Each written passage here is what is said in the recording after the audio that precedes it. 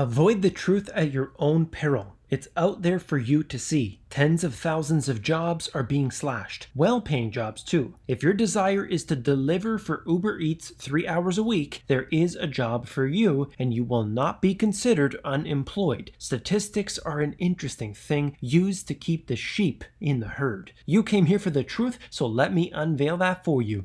Today I'm going to cover the real information that you need to know. This is very serious. I'm going to get into the topics that will not be covered in depth in the mainstream media. I am going to show you the details that you need to know right now, 2019. Let's begin.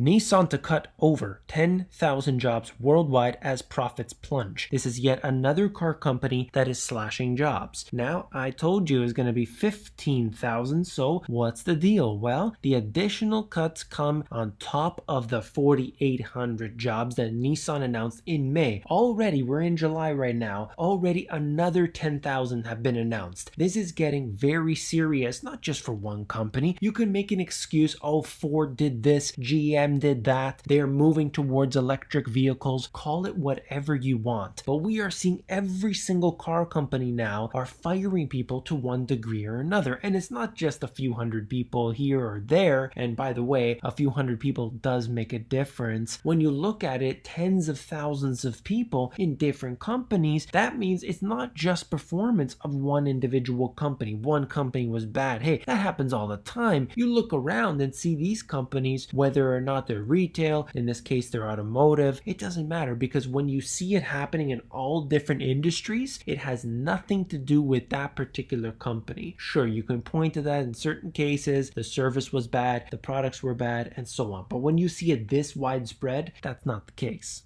In this particular instance here, Nissan net profit fell to a near decade low in the last business year, and it already warned of, quote, a difficult business environment for the next 12 months. The same exact thing is going on even in China. Look at it all around the world. Automotive is definitely taking a hit right here. If you're in the automotive industry, and I definitely want to hear from you, put your comments in the comment section below. I need to know what's going on from you directly. I have heard from people in the past on videos I have done about this, and it is very important that all of us around the world stay up to date from people right on the ground. Just to reiterate the point, GM's 14,000 layoffs by the numbers. This was back in February. I have quoted this before. Just wanted to show you that it isn't just one company. You can't point the finger to just one institution because of one particular thing that's going on. No. GM, 14,000 people in this case. Ford to lay off 12,000 workers in Europe and introduce a new vehicle lineup. This is yet another company that is laying people off. Okay, sure, they're showing us Europe, but it's also going on internationally. No matter where we look, the jobs are being reduced in this case here. This is a list that was compiled, Ford, Nissan, Honda, and so on. All through the list, you are seeing tens of thousands of people, when you add this up, that are losing their jobs.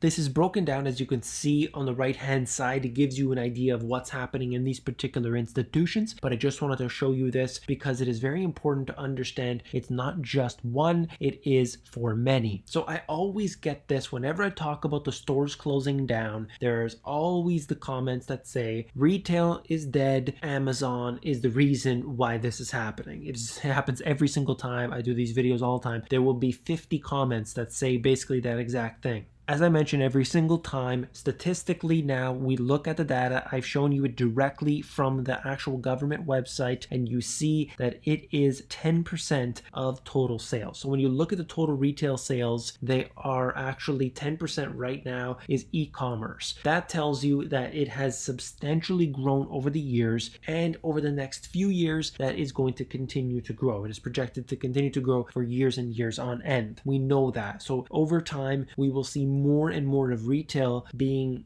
online sales. Very clear, nobody's denying that. But as of now, as of 2019, the number is 10%. You can make an excuse one way or another why it's actually more than that. Hey, I'll give you 15%. Why not? But when you look at it overall in total, things are changing. There's something going on today that is not showing up in the statistics that we are being presented with. And that's basically what the Money GPS channel is all about. I am piecing all of these things together, bringing it to you, and you have have to put the puzzle together on your own. I'm trying to just give you the raw data as it is, and you decide what you want to do with it. So you remember Deutsche Bank, big in the news. I covered it many times here, laid off 18,000 people over the next little while. Well, they're not the only one.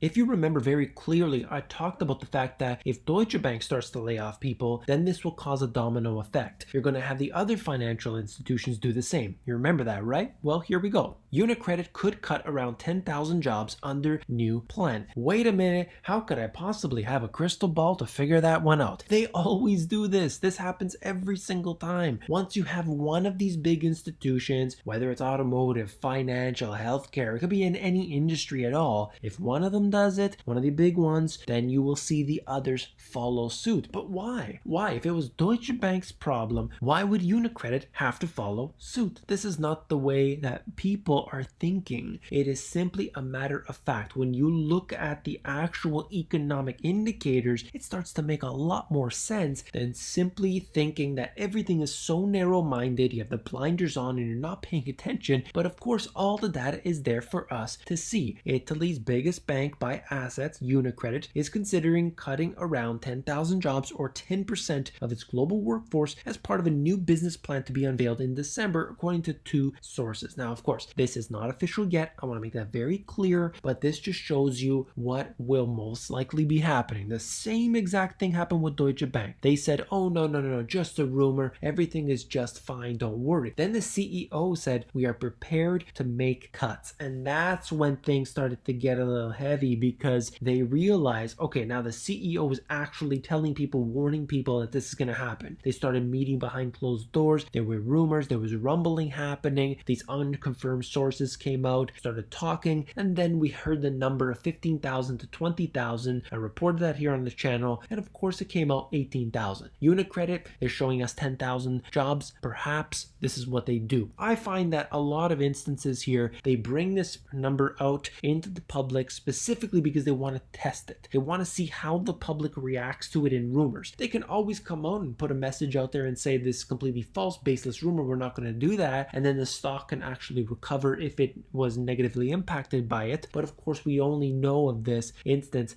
after it happens. So I'm going to obviously document it for you here on the channel, so stay tuned.